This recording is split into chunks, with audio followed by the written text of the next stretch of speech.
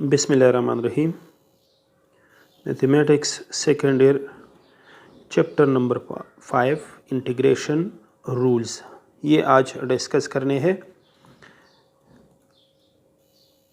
Integration rules पिछले lecture में हमने ये पढ़ा था, integration can be use to find areas, volumes, central points and many useful things, but it is often used to find the area underneath the graph of a function like this.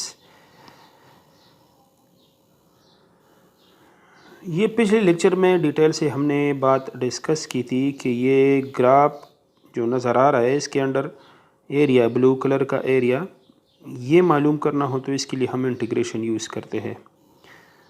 यानी integration तो वैसे बहुत सारे चीज़ों के लिए, volume, central points and many useful things, बहुत सारी चीज़ों के लिए यूज़ होता है, लेकिन जो मेन एप्लीकेशन है वो इसके ये है। ये पहले डिस्कस हो चुका है डिटेल से। अच्छा, two important rules of integration. अब two important rules of integration क्या है? इसमें सबसे पहला रूल है, यहाँ पे इंटीग्रल और यहाँ पे फंक्शन के ऊपर पावर n, और इस फंक्शन का डेरिवेटिव इधर होगा विदाउट पावर। ये बात याद रखिए कि सिर्फ इस फंक्शन का होगा, यानी इसके पावर का नहीं, सिर्फ ये वाला डेरिवेटिव इधर होगा। तो जब कोई क्वेश्चन, कोई एग्जांपल ये रूल सेटिस्फाई करे तो फिर इसका इंटीग्रल विद रिस्पेक्ट टू ये dx, ये लगाना ज़रूरी है, dx लगाना। इससे पता चलता है कि इंटीग्रेशन विद रिस्पेक्ट टू क्या है, x है, dx है, z है, यानी dx, dz, du ये लगाना होगा।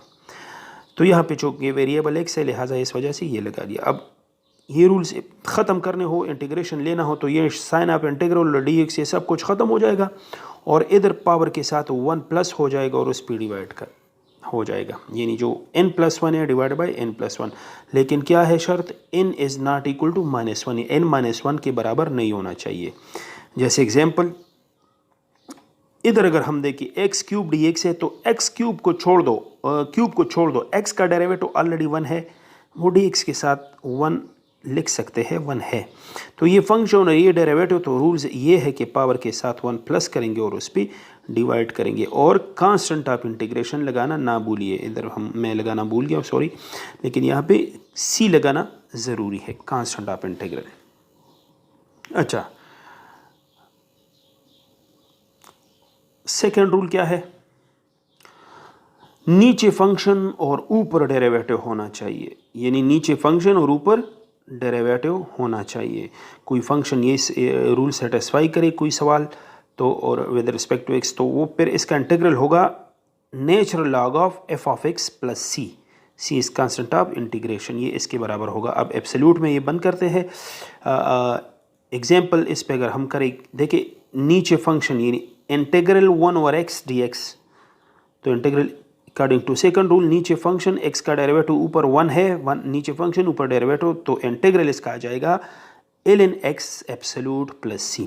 अब एब्सोल्यूट में इस वजह से लगाते हैं, द वर्टिकल बार्स, ये डबल लाइन जो है, either sides of x mean absolute value, because we don't want to give negative values to the natural logarithm function ln, यानी नेचुरल लॉगरिथम या लॉग जो है नेगेटिव नहीं हो सकता, लिहाजा अगर ये नेगेटिव भी आ जाए तो इसको हम पॉजिटिव कंसिडर करेंगे। अच्छा, the integral of many functions are well known and there are useful rules to work out the integral of more complicated functions, many of which are shown here, there are examples below to help you. देखिए integration जो है बहुत सारे function के हमें मालूम होते हैं और बहुत सारे यूज़फुल रूल्स है जिस पे हम काम करते हैं। कॉम्प्लिकेटेड फंक्शंस भी होते हैं, लेकिन जो ज़्यादा मोस्ट इम्पॉर्टेंट है, जो ज़्यादा यूज़ है, वो यहाँ पे हम डिस्कस करेंगे। इस टेबल को अगर हम देख ले, ये फंक्शन, कॉमन फंक्शन, और ये फिर फंक्शंस, और ये उसका इंटीग्रल क्या होगा। ये देखिए कांस्टेंट का इंटीग्रल क्या है, इंटीग्रल a dx। अब देखिए ये तो कांस्टेंट है, इसके साथ तो dx है, तो इधर वेरिएबल नहीं है, लिहाजा इसका आ जाएगा कांस्टेंट के साथ ये x लगाएंगे, जो dx हो या dz हो या du हो, ये लगाकर c लगाएंगे। वेरिएबल जब आ जाए, ये तो बिल्कुल वही रूल जो मैंने अभी पहले डिस्कस कर दी कि एक जगह फंक्शन होता है, इधर एक जगह डेरिवेटिव होता है। Integral x D x power के साथ 1 प्लस करेंगे और उस पर डिवाइड करेंगे, प्लस सी आ जाएगा। इस तरह स्क्वायर जब आ जाए एक्स स्क्वायर, ये भी बिल्कुल वही रूल है, पावर रूल्स इसको कहते हैं। 2 + 1 divided by 2 + 1 plus constant of integration. Reciprocal rules यानी 1 और x, जिस तरह अभी पहले एग्जांपल में हमने कर दिया कि नीचे फंक्शन ऊपर डेरिवेटिव, तो उसका आ जाएगा ln x absolute plus C. Exponential function e power x dx, इसका इंटीग्रल यही आता है e x प्लस सी। इस तरह a पावर x, ये भी एक्सपोनेंट है, तो इसका आ जाएगा a power x divided by ln of a plus c. Students, ये हम इंशाल्लाह डेरिवेटिव में जो है वो पढ़ेंगे कि इंटीग्रेशन और डेरिवेटिव एक दूसरे के रिवर्स प्रोसेस है। इस वजह से ये अगर इसका डेरिवेटिव हम लेंगे तो वापस ये आना चाहिए, ये रूल्स है ना। अच्छा, ln x dx, अब ये इंटीग्रल ऑफ ln, ये इंटीग्रेशन बाय पार्ट्स पे सॉल्व हो गया है, आगे इंशाल्लाह आएगा। तो बस आप अगर इसको मेमोराइज कर ले कि x ln x minus x plus C, ये इसका इंटीग्रल है। इंटीग्रेशन बाय पार्ट्स पे ये फिर सॉल्व करेंगे। अच्छा, ट्रिग्नोमेट्री में ये ज़रूरी है, ये 3 ज़्यादा ज़रूरी है, यानी cos x dx का जो इंटीग्रल है वो sin x dx। अब अगर sin का हम डेरिवेटिव लेंगे तो cos आता है, इस तरह जब इसका इंटीग्रल लेंगे तो sin आएगा। अब ये sin x dx, इसका आता है माइनस cos, उल्ट है ना, रिवर्स प्रोसेस है डेरिवेटिव के। तो ये sin x dx है तो उधर माइनस cos x प्लस सी, सी तो सबके साथ लगेगा, दिस इज कांस्टेंट। ये भी हम डिटेल मैंने पहले बयान कर चुका हूँ कि क्यों सी लगाते हैं। अच्छा, integral C second square x D x tangent x plus C, ये आपस में ये फार्मूले है, ये याद करने हैं। अच्छा, अगला rules function integral multiplication bye a constant. अब अगर एक कांस्टेंट नंबर फंक्शन के साथ मल्टीप्लाई हो जाए तो उसका इंटीग्रल लेना हो तो सी बाहर करेंगे, C integral f of x D x लगाएंगे। इस तरह पावर रूल जो अभी डिस्कस हो गया है कि n-1 नहीं होना चाहिए, x power n d x power के साथ 1 प्लस और उस पर divide plus c. Sum rule, अगर दरमियान में प्लस आ जाए तो फिर अलग अलग इंटीग्रल लेंगे। डिफरेंस रूल, अगर माइनस आ जाए तो ये भी integral of f minus integral of g अलग अलग लगाएंगे और फिर इंटीग्रेशन अप्लाई करेंगे। एग्जाम्पल्स करते हैं। What is the integral of sine x, sine x का इंटीग्रल क्या है? From the table above it is listed as being minus cos x plus c. Table में ये हुआ है कि minus cos x dx plus c, sorry minus cos x plus c, it is written as, इस तरह लिखते हैं कि integral of sine x D x equal to minus cos x plus C, ये लगाएंगे, कांस्टेंट ऑफ इंटीग्रेशन है, ये rules है। अब अगर आप कोई स्टूडेंट पूछे कि कैसे आया, तो जिस तरह डेरिवेटिव से यानी cos का डेरिवेटिव माइनस साइन आता है, तो इस तरह साइन का इंटीग्रल माइनस cos आता है। Example, what is the integral of 1 over x, ये तो बिल्कुल वो रूल्स पहले बयान कर चुका हूँ मैं।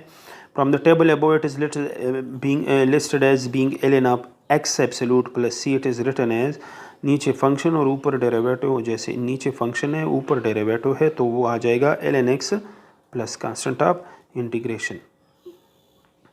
पावर रूल्स, पावर रूल पे एग्जांपल, यानी what is the integral of x cube D x, ये तो बिल्कुल इजी, सो सिंपल के पावर के साथ 1 प्लस करेंगे और उस पर डिवाइड करेंगे। The question is asking what is the integral of x cube, यानी क्वेश्चन इस तरह है कि एक्स क्यूब का इंटीग्रल क्या है, तो ये होगा we can use the power rule when n is equal to 3।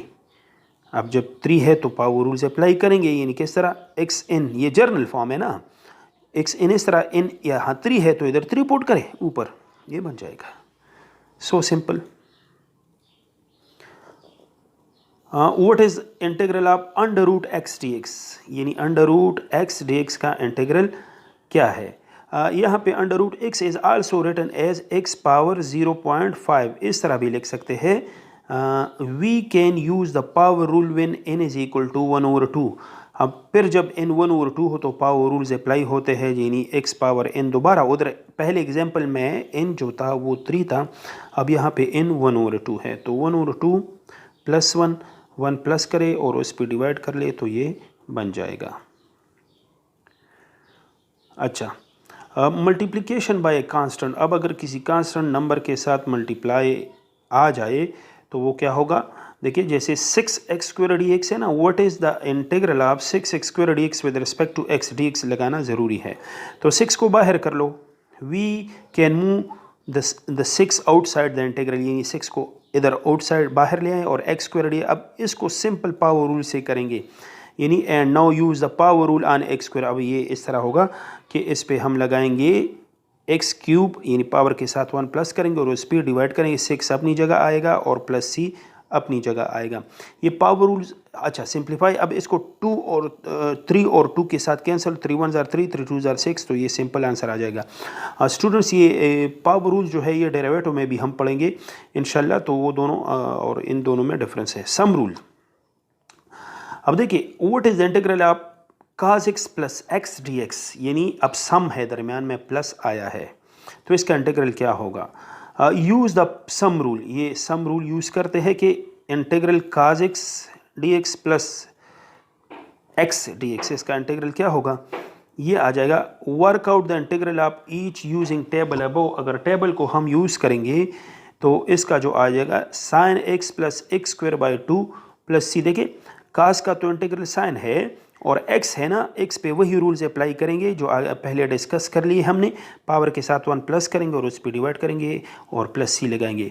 यहाँ ये बात याद रखिए कि c सब के लिए एक कांस्टेंट लगाएंगे, ऐसा ना हो कि स्टूडेंट ये आप सोचे कि साइन x के लिए अलग c लगाएंगे कांस्टेंट और इसके लिए नहीं। बहुत सारे टर्म्स जब आ जाते हैं लेकिन c हम सिर्फ एक ही लगाते हैं, सिंगल। अच्छा डिफरेंस रूल्स क्या है, इसमें दरमियान में अगर माइनस आ जाए, देखिए what is E W minus 3 DW, देखिए ये वेरिएबल चेंज आता है, यहाँ पे इंटीग्रेशन जो है विद रिस्पेक्ट टू W लिया गया है, तो वही रूल्स सिंपल के यूज़ द डिफरेंस रूल पहले अलग अलग लिख दें, यानी इंटीग्रल EW माइनस 3 DW। अब देखिए इंटीग्रल ऑफ EW DW और माइनस 3 DW, अब 3 चूँकि कांस्टेंट है, ये तो फंक्शन है, इसमें टेबल में हमने फार्मूला लिखा, then work out the integral of each using the table above. अब वो टेबल इस्तेमाल करके इस पे हम काम कर ले तो इसका आंसर आ जाएगा, ये EW का जो इंटीग्रल है विद रिस्पेक्ट टू W यही आएगा, इसमें कोई। अब याद रखिए कि इस पे आप लोग पावर रूल अप्लाई नहीं कर सकते, गलत बात है। जो रूल्स है वो कांस्टेंट के लिए, यहाँ जब वेरिएबल होगा और पावर कांस्टेंट होगा, यहाँ पे तो कांस्टेंट है और पावर वेरिएबल है, तो ये फिर फंक्शन बनता है। अब 3 को बाहर कर लो और 1 का तो वही वेरिएबल आता है और प्लस c लगाएंगे। Sum difference constant multiplication and power rule, अब ये सारे रूल्स अगर किसी क्वेश्चन में इकट्ठे आ जाए तो उसका क्या किस तरह इसको सॉल्व करेंगे। What is the integral of 8z plus 4z³ minus 6z² into dz, अब इसका इंटीग्रल क्या होगा। तो देखिए सो सिंपल, बड़ा आसान है, use the sum and the difference rule. अब देखिए ये प्लस है तो प्लस लगाएं, अलग अलग इंटीग्रल लिख दे, देखिए ये 8z आएगा integral dz plus integral 4z³ dz आएगा माइनस 6z² dz आएगा, ये अलग अलग कांस्टेंट मल्टीप्लिकेशन। अब जो कांस्टेंट 8 मल्टीप्लाई इसको बाहर कर ले, जैसे इधर हमने 8 को बाहर कर लिया, इधर 4 को बाहर कर लिया, इधर 6 को बाहर कर लिया। पहले ये स्टेप बाय स्टेप सोल्यूशन आप निकालेंगे, डायरेक्ट मेथड से नहीं करेंगे आप। तो पहले रूल्स को सेट कर लो। अब देखिए ये सेट होगा, अब z dz, अब देखिए वही रूल फर्स्ट रूल है कि यहाँ फंक्शन और यहाँ डेरिवेटिव, इधर भी ये फंक्शन और इधर डेरिवेटिव, इधर भी ये फंक्शन और ये डेरिवेटिव। सिंपल पावर रूल पे अब अप्लाई करें इसको, पावर रूल से अप्लाई करो, यानी पावर के साथ 1 प्लस कर लो, यानी 1 + 1 1 तो इधर मौजूद रहता है ना, और डिवाइड बाय 1 + 1 है, इस तरह पावर के साथ 1 प्लस कर लो, उस पर डिवाइड कर लो, -6 पावर के साथ 1 प्लस और उस पर सब के लिए एक कांस्टेंट लगाएं।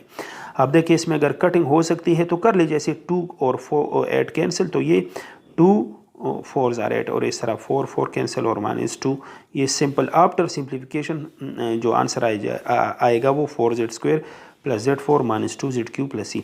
अच्छा एक और बात इधर मैं आपको बता दूं, आप अगर इस आंसर का डेरिवेटिव लेंगे तो वापस क्वेश्चन बन जाएगा। तो अगर इसका आप डेरिवेटिव ले और आंसर क्वेश्चन बन जाए तो समझो कि आपका जो मेथड है वो आपने सोल्यूशन सही निकाला है। अच्छा फाइनल एडवाइस, नसीहत के तौर पे ये बातें याद रखिए, जिसमें है गेट प्लेंटी ऑफ प्रैक्टिस, बहुत ज़्यादा प्रैक्टिस इस पे कर ले अपने एक बुक में क्वेश्चंस पे।